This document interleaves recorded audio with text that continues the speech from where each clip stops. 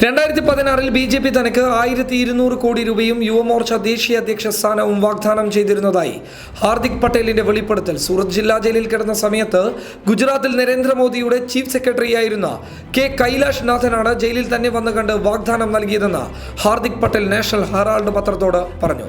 സംവരണം പ്രക്ഷോഭം അവസാനിപ്പിക്കുന്നതിനായി അന്ന് മുഖ്യമന്ത്രിയായിരുന്ന ആനന്ദിബെൻ പട്ടേലിന് വേണ്ടിയാണ് കെ എന്നറിയപ്പെടുന്ന കെ കൈലാഷ് നാഥൻ വന്നതെന്ന് ഹാർദിക് പറഞ്ഞു.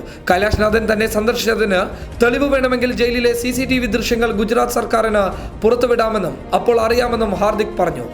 അതേസമയം കൈലാഷ് നാഥിന്റെ പ്രതികരണം ലഭിച്ചില്ലെന്നും കിട്ടിയാൽ പ്രസിദ്ധീകരിക്കുമെന്നും നാഷണൽ ഹെറാൾഡ് റിപ്പോർട്ടിൽ പറയുന്നു.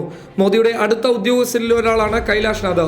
2013 ഗുജറാത്ത് അഡീഷണൽ ചീഫ് സെക്രട്ടറി സ്ഥാനത്ത് നിന്ന് അദ്ദേഹം വിരമിച്ചപ്പോൾ ചീഫ് പ്രിൻസിപ്പൽ സെക്രട്ടറി എന്ന പ്രത്യേക പോസ്റ്റ് ഉണ്ടാക്കി കൈലാഷ് നാഥിനെ സർക്കാരിൽ നിലനിർത്തുകയാണ് ചെയ്തത്.